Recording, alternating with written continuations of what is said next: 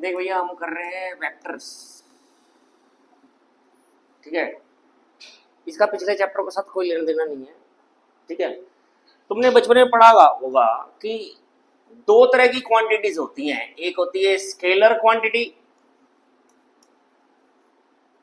और एक होती है वेक्टर क्वांटिटी। स्केलर क्वांटिटी वो होती है जिसमें ओनली मैग्नीट्यूड होता है। क्या होता है? Only magnitude. मैग्नीट्यूड का मतलब होता है लेंथ, सिर्फ मैग्नीट्यूड है। इसमें क्या होता है? मैग्नीट्यूड भी होता है प्लस में डायरेक्शन भी होती है। जिसमें डायरेक्शन भी होगी तो वो कौन सी क्वांटिटी हो जाएगी? Vector quantity. अगर मैं कहूं एक बंदा 5 किलोमीटर गया तो इसमें डायरेक्शन मिल रही है हमारे को? नहीं ना, हमें तो 5 किलोमीटर गया, सिर्फ हमें लेंथ पता है कि 5 किलोमीटर दूर गया है। अगर मैं कहूं 5 किलोमीटर गया टुवर्ड्स मॉडल टाउन तो इसमें डायरेक्शन मिलेगी ना मैं कि मॉडल टाउन की तरफ जा रहा है। तो ये क्या हो गया? ये वेक्टर क्वांटिटी हो गई, क्योंकि इसमें मैग्नीट्यूड भी है कि कितना गया और किस डायरेक्शन में गया ये भी पता चल गया। मास क्या चीज है? मास स्केलर क्वांटिटी है। मास का मतलब होता है material content in the body, है ना। एक होता है वेट। वेट क्या चीज होती है? वेट का तुमने पढ़ा होगा m इंटू जी, m इंटू जी, ये होता है m। जब टुवर्ड्स अर्थ होता है ना, वेट का मतलब है टुवर्ड्स अर्थ, तो इसमें डायरेक्शन मिल गई। कहां है डायरेक्शन? टुवर्ड्स अर्थ। तो ये कौन सी क्वांटिटी हो गई? एक होता है डिस्टेंस और एक होता है डिस्प्लेसमेंट। डिस्प्लेसमेंट का मतलब होता है कि कहां से कहां को गया, तो वेक्टर क्वांटिटी हो गई। एक होता है स्पीड, इसका वेक्टर क्या क्वांटिटी क्या होती है? वेलोसिटी।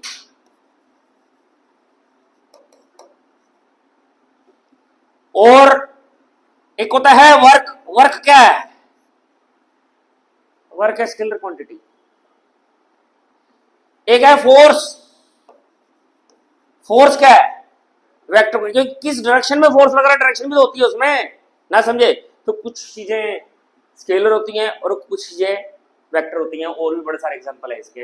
अब ये तो फिर साइंस की बात हो जाएगी, पर क्योंकि एक नंबर का पेपर में आ जाता है, वो पूछ लेते हैं ये वेक्टर है या स्केलर है, इसलिए मैंने आपको ये थोड़ा सा बताया है। अब किसी भी वेक्टर को हम जो मैथ्स में रिप्रेजेंट करते हैं, मैथ्स में फिजिक्स में भी, तो एक एरो से रिप्रेजेंट करते हैं। किससे? एरो से। ये ए है, ये बी है। एरो इसका, इसकी डायरेक्शन क्या है? From A to B. इसकी डायरेक्शन क्या है? From A to B. समझ आया? तो इस पॉइंट को कहते हैं इनिशियल पॉइंट। क्या कहते हैं? Initial point. और इसे क्या कहते हैं? Terminal point. क्या कहते हैं इसे? टर्मिनल। जहां टर्मिनेट है वो टर्मिनल हो गया, जहां से स्टार्ट है वो इनिशियल हो गया। आगे बात समझे? तो अब जैसे एक बात याद रखना कि A B vector is not equal to B A vector. क्यों इक्वल नहीं है? क्योंकि इसकी डायरेक्शन ए से बी तक है और उसकी डायरेक्शन बी से ए तक है, तो ऑपोजिट डायरेक्शन हो गई ना, है ना। कि A B vector and B A vector have opposite direction. इन दोनों की डायरेक्शन क्या है? ऑपोजिट है। उसकी ए टू बी है, उसकी बी टू है। देखिए, एक होता है नल वेक्टर। नल वेक्टर क्या होता है? Whose magnitude is 0। जिसकी लेंथ 0 है तो नल ही हो गया ना वो। क्यों जी? Zero. whose magnitude is zero, मतलब इनिशियल पॉइंट और टर्मिनल पॉइंट कोइंसाइड कर रहा है ना, नल वेक्टर हो गया। चलो अब हम बात कर रहे हैं कोलिनियर वेक्टर क्या होते हैं।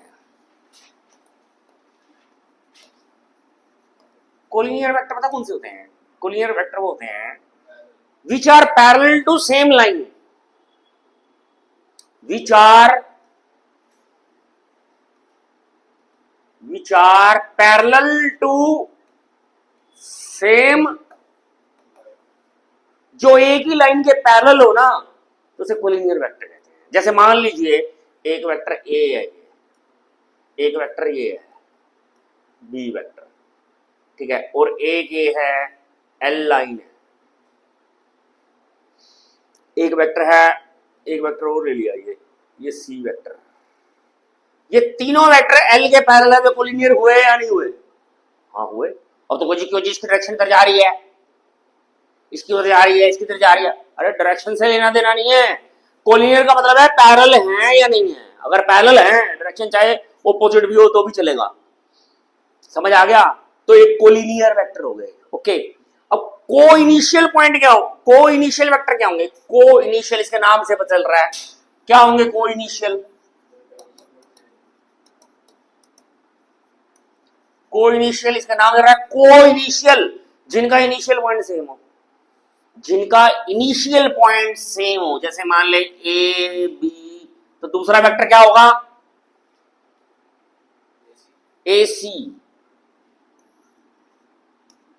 इन दोनों का इनिशियल पॉइंट क्या है? स्टार्टिंग पॉइंट क्या है? ए है, तो को इनिशियल पॉइंट होगा, को इनिशियल वेक्टर होगा। अरे आ गया समझ में? और जैसे मान ले एक और ले लिया हमने ये ए डी, तो सारे को इनिशियल हो गए। अरे आया समझ में? अब मैं बता रहा हूं इक्वल वेक्टर क्या होते हैं। Equal vector,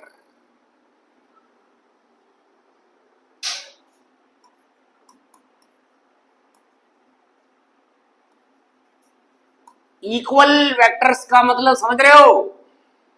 equal in all respects, मतलब कि मैग्नीट्यूड भी सेम, डायरेक्शन भी same, same direction and same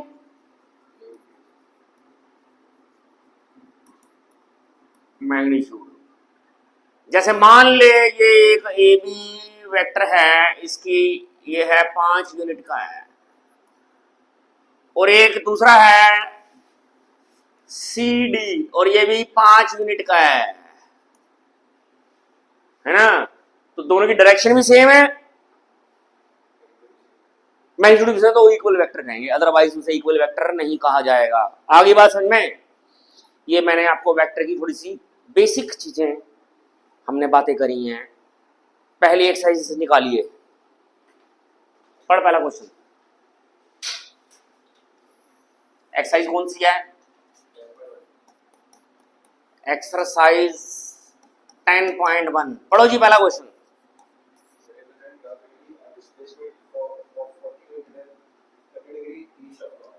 forty kilometre को दिखाना है 30 डिग्री ईस्ट ऑफ नॉर्थ। जरा देखिए ये क्या है? ईस्ट है, ये क्या है? वेस्ट है, ये नॉर्थ है, ये साउथ है। 30 degree east of north, north के ईस्ट में, नॉर्थ के ईस्ट में यहां जाएगा ना, कितने डिग्री? 30 डिग्री कहां होगा? यहां या यहां? जहां बिजली लगाई है वो होगा। हाँ, ये 30 डिग्री, और ये हमने इसका डिस्प्लेस मैग्नीट्यूड कितना है? 40, यहां लिख दे 40 किलोमीटर, बस खत्म। आपको रिप्रेजेंट करना था ये, only just had to represent it. समझ आ गया? क्योंकि इसमें डायरेक्शन भी थी और लेंथ भी लिख दी, तो वेक्टर हो गया ना। क्वेश्चन नंबर 2, स्केलर और वेक्टर बताना है। हाँ, पहला क्या चीज है? हाँ, 10 kg क्या है? एक मिनट पहले सारे लिखवा दें 10 kg और 2 मीटर नॉर्थ वेस्ट 40 डिग्री है 40 वाट है 10 की पावर 19 कूलम 20 मीटर पर सेकंड स्क्वायर। ये क्या चीज है? केजी मास है, स्केलर है। ये क्या चीज है? अब बोलना ही बंद हो गया। ये वेक्टर है क्यों? अरे नॉर्थ वेक्टर। ये क्या है? डिग्री स्केलर है। वाट स्केलर, कूलम स्केलर। ये क्या आ गया? वेक्टर। क्योंकि ये मीटर पर सेकंड स्क्वायर क्या चीज है पता है तुम्हें? ये एक्सेलरेशन है। अब तुमको जी फिजिक्स कहां से मैथ्स में घुस गई, तो एक दो सवाल हैं, कोई बात नहीं। क्वेश्चन नंबर 3 भी ऐसा ही है, स्केलर वेक्टर बताना है। हाँ वो हो जाएगा। चलो क्वेश्चन नंबर 4 पढ़िए। एक बार थर्ड को भी डिस्कस कर ले। चल थर्ड में क्या है? एक तो टाइम पीरियड है, distance, force, velocity, work done. Time है स्केलर, ये है स्केलर, ये है वेक्टर, और ये है वेक्टर, और ये क्या है? स्केलर। अभी बताया था मैंने, याद रखना पड़ेगा आपको। क्वेश्चन नंबर 4 पढ़िए। चित्र है ये। चित्र में क्या रखा है इसने? एक ये स्क्वायर है, स्क्वायर। इस स्क्वायर में इसकी डायरेक्शन ये इधर है, इसकी डायरेक्शन नीचे है, इसकी डायरेक्शन है हमारी इस तरफ, और इसकी डायरेक्शन है इस तरफ। इसका नाम है ए, इसका है बी, इसका है सी, और ये है डी वेक्टर। ओके। अब उसने क्या पूछा है? कोइनिशियल वेक्टर बताइए। इसमें कोइनिशियल कौन से हैं?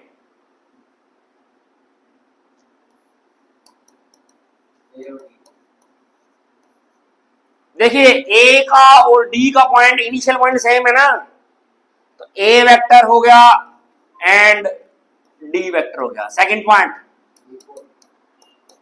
इक्वल वेक्टर कौन से होंगे बताओ? बी और डी इक्वल क्यों है?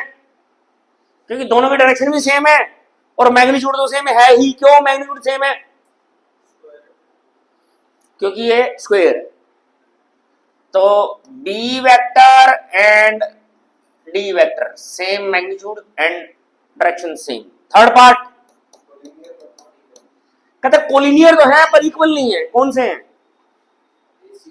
ए, बी और डी, ए एंड सी ये कोलिनियर तो है बट नॉट इक्वल। इक्वल क्यों नहीं है? क्योंकि डायरेक्शन ऑपोजिट है ए और सी की। और कोलिनियर क्यों है? क्योंकि पैरेलल है। अब तू क्या कह रहा है? बी और डी भी है, बी और डी इक्वल नहीं है तेरे, तो फिर से क्यों कह रहा है ऐसा? अगला पार्ट खत्म, खत्म हो गया। चलिए क्वेश्चन नंबर 5 देखिए अब।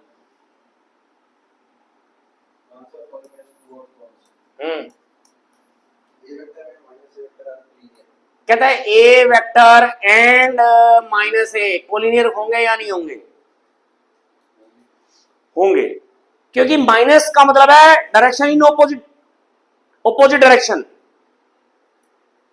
यस कोलिनियर या नेगेटिव शोज डायरेक्शन नहीं, ऑपोजिट डायरेक्शन। डायरेक्शन नहीं, ऑपोजिट डायरेक्शन। एक वेक्टर ये है ए और एक ये है ए, इसका मतलब है इन ये ए हो गया, ये माइनस ए हो गया। यहां negative shows only opposite direction, बाकी तो सब तो पैरेलल तो है ही वो। Okay next. कहता जो कोलिनियर होंगे हमेशा मैग्नीट्यूड इक्वल होगा उनका। फॉल्स है। एक ये वेक्टर है बी और एक ये वेक्टर है सी, क्या इनके मैग्नीट्यूड इक्वल है? और लेंथ इक्वल है क्या? तो कोलिनियर तो है, कोलिनियर तो है, बट मैग्नीट्यूड नॉट इक्वल। अरे ना समझ आ रहा?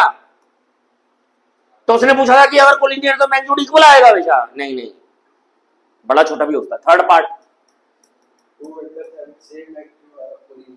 कहता अगर सेम मैग्नीट्यूड तो हमेशा कोलिनियर होंगे? नहीं, कि जैसे एक ए वेक्टर है, इसका 5 यूनिट है, एक ए वेक्टर है, ये भी 5 यूनिट का है, ये नॉट कोलिनियर, ये कोलिनियर है क्या? अरे कोलिनियर क्यों नहीं है? क्योंकि पैरेलल नहीं है। अगर पैरेलल नहीं है तो कोलिनियर कहां से हो जाएंगे? फोर्थ पार्ट, कहता तो कोलिनियर हैं और मैग्नीट्यूड भी सेम है तो इक्वल होंगे? इक्वल नहीं होते, क्योंकि उनकी डायरेक्शन तो ऑपोजिट हो सकती है ना। जैसे मान ले एक ए वेक्टर है ए बी, ये 6 यूनिट का है और ये भी 6 यूनिट का है, ये पैरेलल भी है पर इक्वल तो नहीं है ना, इसलिए कोलिनियर है, मैग्नीट्यूड भी इक्वल है, नॉट इक्वल। ये इक्वल नहीं है, क्योंकि इक्वल वेक्टर का मतलब ये होता है equal in direction as well as magnitude. सिर्फ कोलिनियर होने से इक्वल नहीं हो जाते, और अगर इक्वल है तो जरूरी नहीं है कि कोलिनियर हो। कोलिनियर एक अलग चीज है, इक्वल अलग चीज है। ये बात समझ आई है?